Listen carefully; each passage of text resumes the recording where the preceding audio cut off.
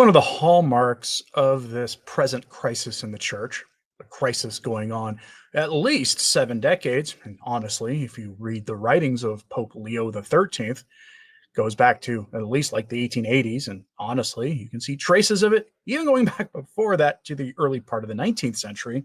One of the hallmarks of this is that good priests, good bishops, and good laymen get punished by their bishops or by Rome, and blatantly heretical priests and blatantly heretical bishops get promoted, or at least allowed to preach their heresies on things that are unequivocal.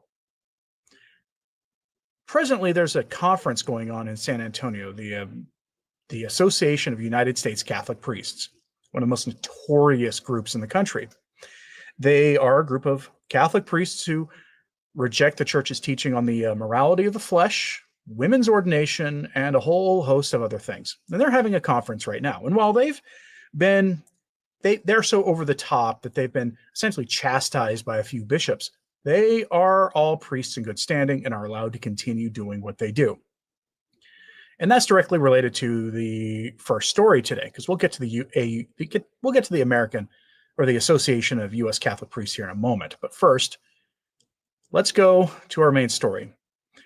Father James Martin has a podcast, and on his podcast, he had the former Secretary of Transportation, the man who was famously on paternity leave during one of the biggest train crises that's happened in American history, at least in recent American history.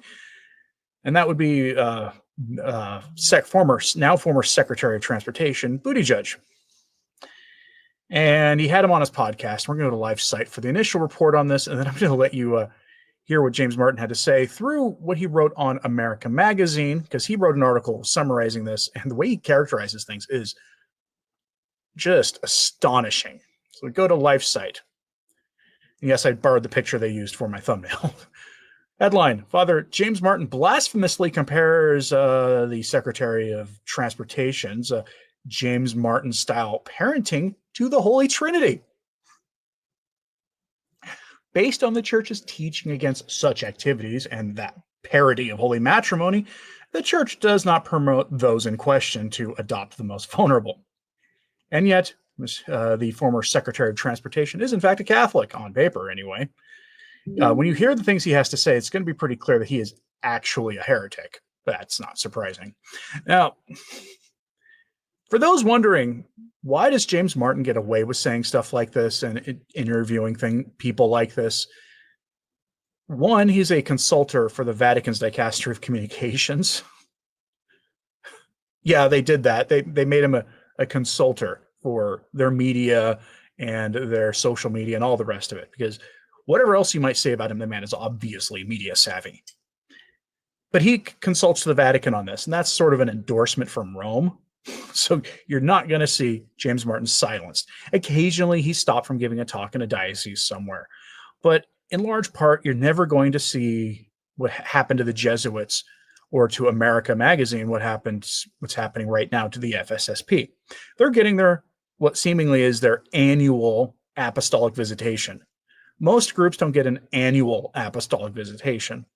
An apostolic visitation is when Rome sends people, usually organized by the local bishop sometimes, but they send a couple of priests or bishops, often retired or not, to go examine the group in question to make sure everything they're doing is on the up and up, that everything they're doing is not schismatic or problematic in some other way. Usually these days it's done as a precursor to crushing a group. That's probably not going to happen to the FSSP in this case. But they get this every year when most groups don't get them at all. The Jesuits get no such treatment. James Martin's various organizations do not get this treatment either. You should ask yourself why that is. Why is it that even under a new pope, this stuff keeps happening? Now, I know it's early on, but if I were the type of person to place a monetary bet, which I'm not, but if I were, I would not take a bet that I would not place money anyway on the question of whether James Martin would ever get silenced by Rome, because it's probably not going to happen. We'll go to Life Site's reporting on this before we go to James Martin in his own words. Quote, During the second episode of his The Spiritual Life podcast, featuring openly James Martin type former Secretary of Transportation, heterodox Jesuit priest, Father James Martin sacrilegiously compared his, quote, fatherhood to the Blessed Trinity. Whew, lad. On the June 24th podcast, former Secretary of Transportation described his fatherhood to his two adopted kids, whom he is raising with his husband. The full exchange is viewable if you want to watch that for yourself, prompting Martin to compare his parenting experience to the Holy Trinity. The transportation secretary recalled how he helped one of his adopted young ones after he injured himself and compared this to the pain that God the Father experiences. The central story of the New Testament involves the grisly ending of the Son of God, and when you imagine the kind of pain and struggle that reflects more broadly the thought of a personal God who seeks the redemption and well-being for all of us, witnessing and experiencing everything that all of us go through and do, good, bad, and ugly, he said. It just makes it so much more visceral now that I've got kids. Father Martin interjected, that's beautiful. So understanding the Father's pain for his son on the cross, to which the former Secretary of Transportation agreed. He then highlighted how he used to relate more to Jesus, but his parenting has made him relate more to God the Father. Martin also called these remarks beautiful. That's beautiful. It's an entree into the Trinity, into that relational aspect of the Trinity, the priest said. That's really beautiful. So to have that insight into the Father's love. During this exchange, and indeed throughout the entire interview, Martin fails to mention the church's teaching on the parity of holy matrimony and the question of whether those with this affliction or inclination should be in the position to adopt anybody. And then he goes on to talk about the catechism, which, James Martin has no interest in the catechism anyway. Now, you might be thinking, oh, come on. That's life sight. They got to be exaggerating it. Well, don't worry. James Martin wrote an article summarizing this, in case you don't want to listen to his podcast, which I don't generally recommend you do, but he published a couple days ago on America Magazine. Headline, the Pete on identity and faith in public life. Let's skip down a little bit of this. This is written by James Martin. These are his own words. You don't have to take it from me at face value. Links will be at returntotradition.org not long after the live stream is concluded. James Martin, in his own words, on that interview, summarizing it for you. Quote, but our open, honest, and wide-ranging conversation touches on much more than the Jesuit antecedents of Secretary Pete, formerly known to admirers as Mayor Pete. He reveals himself to be a committed Christian for whom the spiritual journey has been as important as any political or professional journey. His journey began early on, in his teens and college years, as he found that fulfillment couldn't simply be an intellectual pursuit. Maybe there was more room for God because the things around me weren't quite adding up enough, he told me. Many of the most important questions in life couldn't be solved by being smart. Much of his journey has been a search for wholeness. His spirituality relies on his having integrated himself as both a Christian and a James Martin type, an integration that more fully enables him to live out his faith in a public way. There are two things I'm really sure about. One is that God loves me, and another is that I'm James Martin type. And there was this thing I knew I could grab hold of that was just bigger and deeper than what the world would think.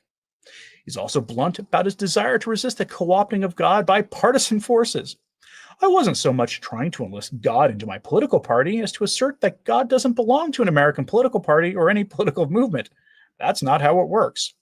It's a reminder that no one party or political candidate fully encapsulates the Christian worldview. For me, James Martin, the most striking comment came toward the end of our interview when he reflected on how his own fatherhood, he and his partner, we'll say, have two young ones, invited him to meditate more deeply on something Trinitarian. The Father's love for the Son. Seeing his son hurt his finger prompted him to wonder more deeply about the Father's emotions when Jesus was suffering on the cross. End quote. Yeah, it's James Martin in his own words. He goes into further detail if you want to read that. He will never be punished by Rome. Never. It's not going to happen. He will never get an apostolic visitation. He's never going to be silenced by the USCCB. It's never going to happen. You should ask yourself why that is. Now, on top of that, we have this event happening right now in the church in America. It's in San Antonio. It's the Association of United States Catholic Priests. This is a heterodox organization, to put it mildly, who openly reject the church's teaching on morality of the flesh, on women's ordination, of sacramental theology. I mean, this is like the club for the who's who of heretics. These guys make James Martin look like a conservative priest. Because I've never heard James Martin reject the church's teaching on the Eucharist. He toes the line on whatever it was that was coming out of Rome on women's ordination, while clearly vocalizing sympathy for those who demand the church change its teachings. But he is still pretty conservative by comparison to these clowns. And I say clowns because I have too much respect for the office of a Catholic priest to have respect for these people. Go to LifeSite for this, as you're going to see. Headline, Condemned Theology Professor Will Keynote Assembly of Heretical U.S. Priests Association. The Association of United States Catholic Priests has invited Professor Todd Salzman to keynote its annual assembly, though his heterodox views on matters of the flesh have been condemned by the USCCB. Now, this is a group who is desperately begging the USCCB to condemn them, for their own bishops to essentially silence them, to cancel them. That's not going to happen either. There's been estimates of how many bishops in the church are of the James Martin type. The conservative estimate's about 50%. I know, that's an astonishing number, but that's the conservative estimate.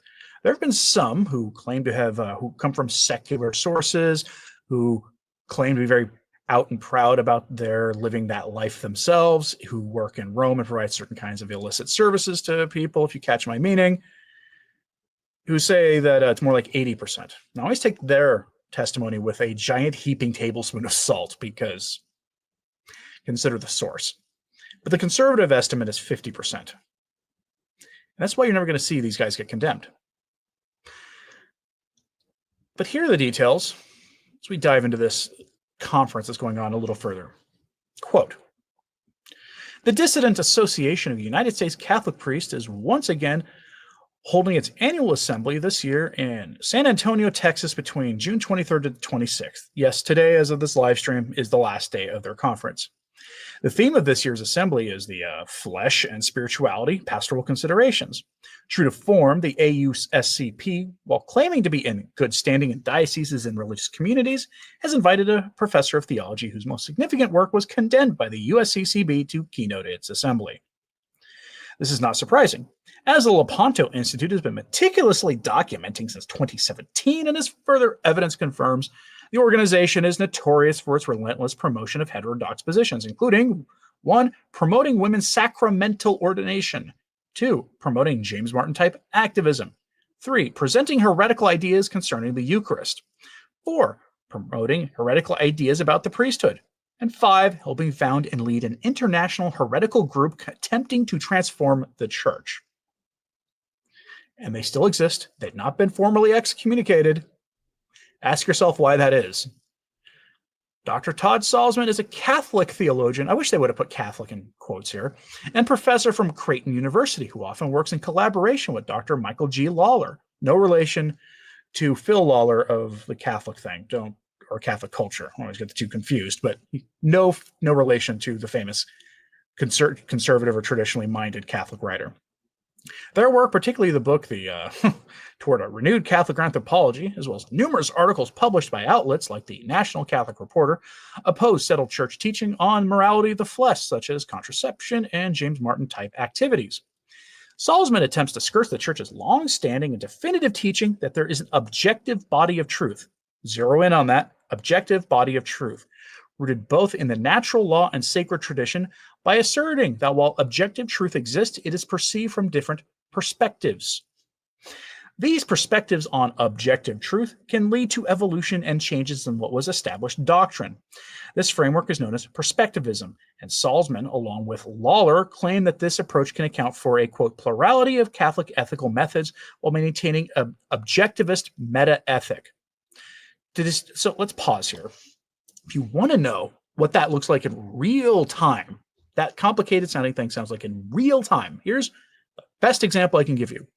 Fiducia Supplicans. The document begins by reaffirming the church's teaching on the stuff about James Martin. And then it goes on to say, we're not going to overturn the teaching, we're going to overturn the practice. And then the document explicitly allows for certain types of couples to receive blessings, James Martin type pairings to receive blessings. They say they're blessing the individuals, but not their relationship, but give me a break. Everybody knows that's not the case. And the African bishops were allowed a pass on ignoring this, even though the African bishops also asked for the church to address the teachings on having multiple partners for a spouse, a married person having multiple spouses, basically, because that didn't quite work for Africa. So again, don't pin all your hopes on the African church. But that's perspectivism. Rules for thee, but not rules for other places, because your cultural perspective is cultural relativism, essentially, but it can also boil down to individual relativism, the absolute most ultimate form of moral relativism. And that's what they're doing down in San Antonio right now. And honestly, they're going to get away with it. This organization's been around for quite a long time. To distinguish their perspectivism from outright relativism, they claim that while relativism, quote, rejects all objective ethical truth, perspectivism merely acknowledges that there is objective ethical truth, albeit partial.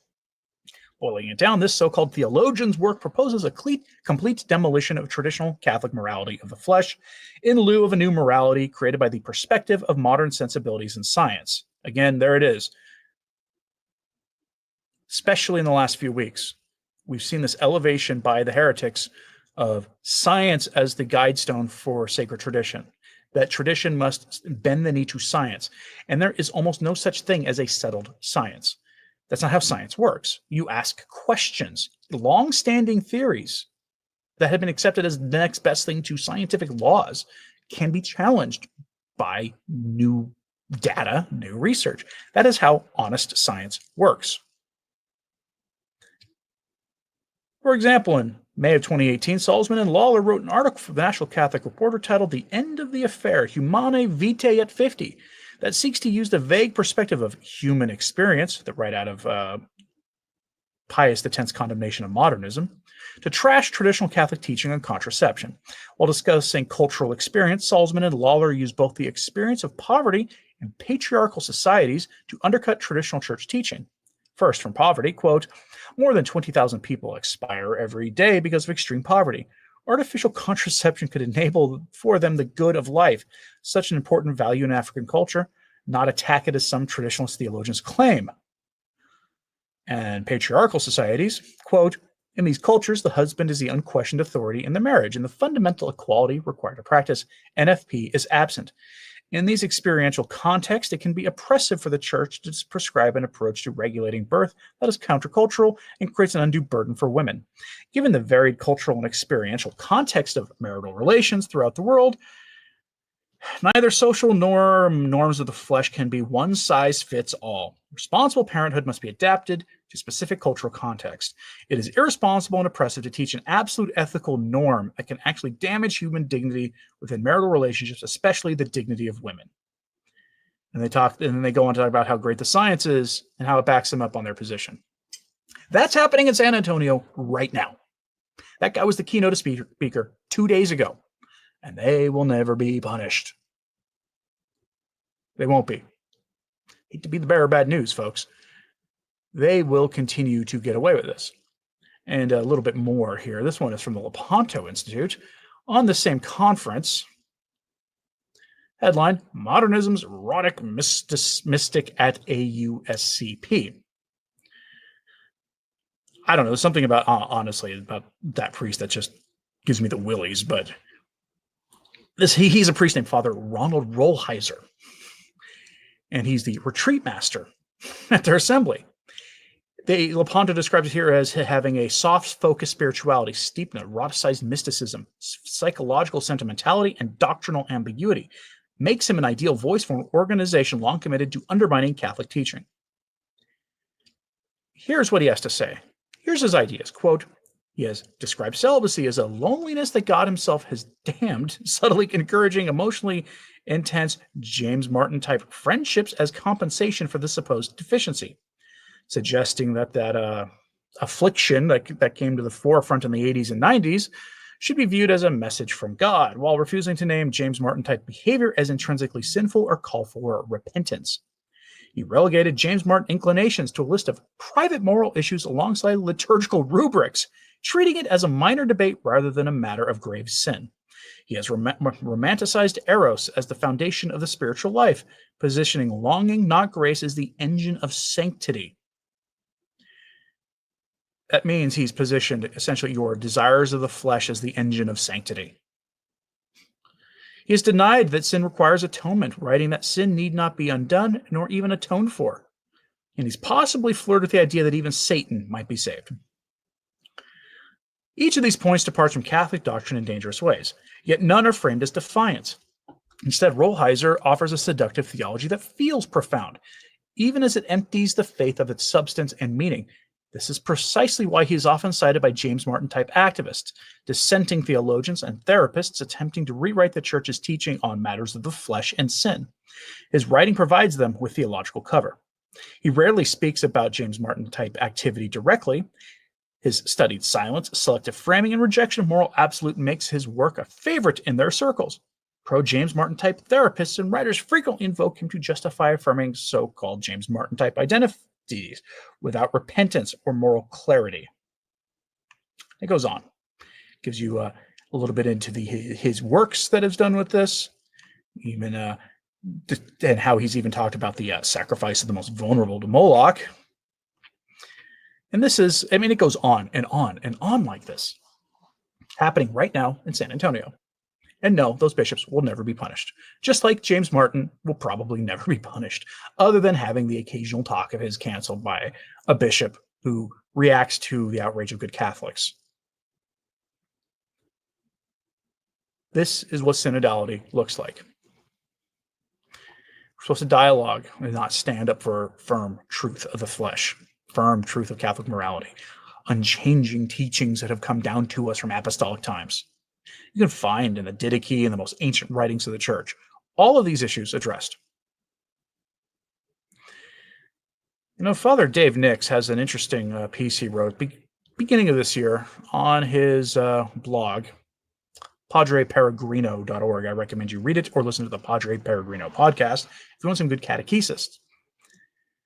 He has a provocative article here with the title, "Should Chaste James Martin Types Men Be Catholic Priests?"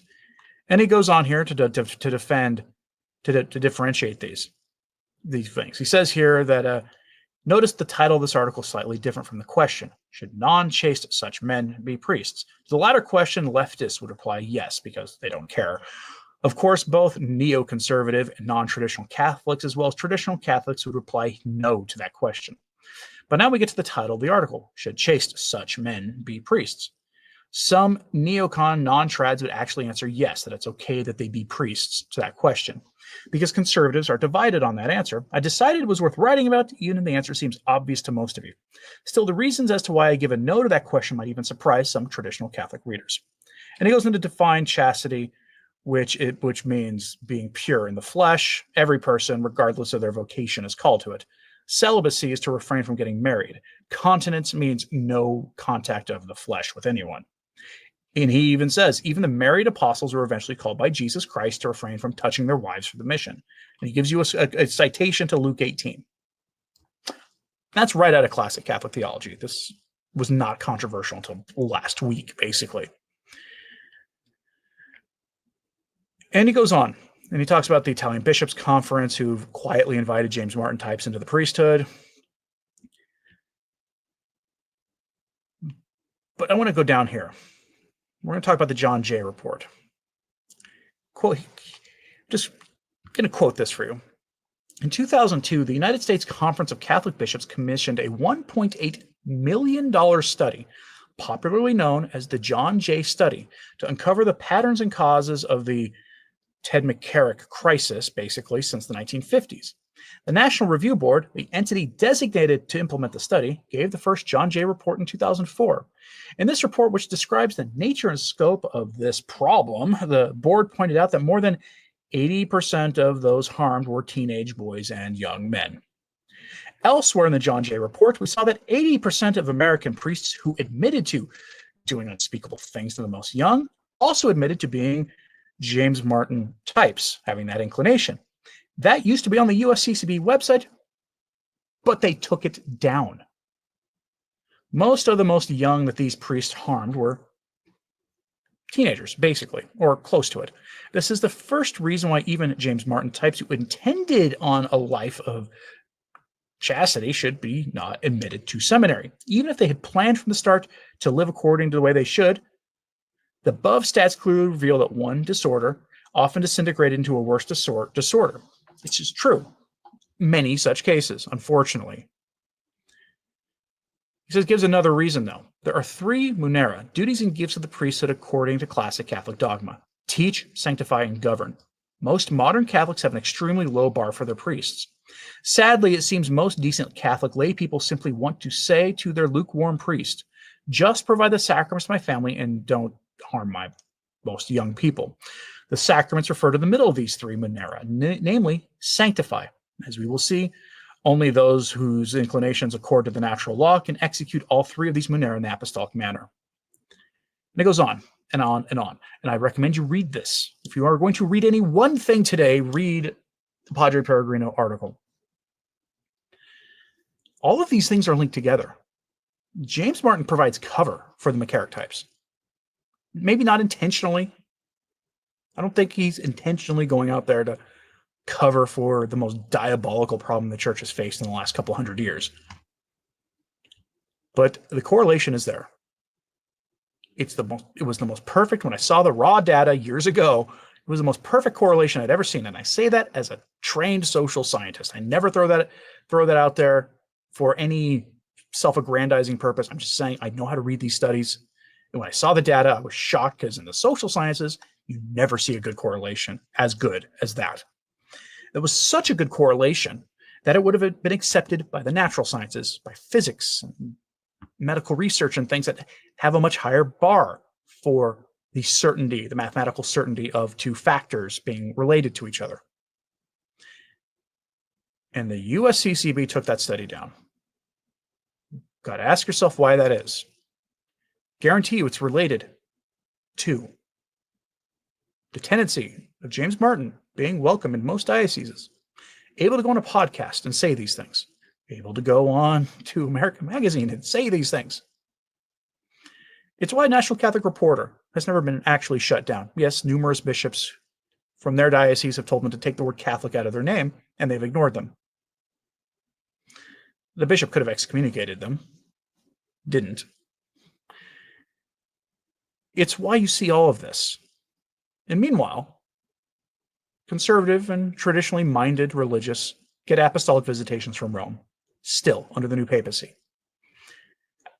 The FSSP are getting their annual apostolic visitation, which is a little weird. They're probably going to be fine. They typically are after these things. After all, the FSSP has made it there, has been very upfront. Their heads have said, we are not a traditionalist priestly fraternity. They have said that. It's not a dig at them, just telling you what the priest who runs the FSSP has said repeatedly, publicly. They'll be fine. But they still get the scrutiny, just to make sure. And James Martin gets no scrutiny. Everyone should pray for all of those in the leadership of the church who actually have the faith to do something about this. Not the specific problem of the Association of U.S. Catholic Priests, not the specific problem of James Martin, but all the heresies that link them, and the attitude in the church that links it together. This permissive go along to get along. We won't condemn sin. We will just accompany sinners. It fosters an environment where people in collars can publicly reject the church's moral authority and moral teaching, can claim, like James Martin has, on the public record, that St. Paul got it wrong on those sins, that the Bible contains errors, makes him a formal public heretic. And until the underlying institutional lukewarmness is addressed and fixed, which will cause enormous problems when it happens, nothing is going to happen to these men.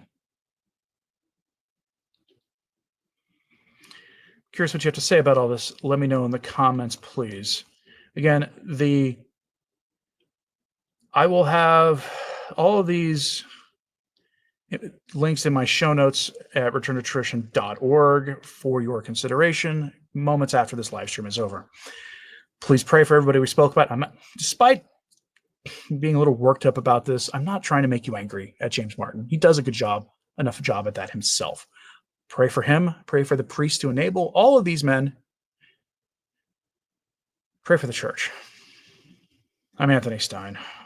Ave Maria.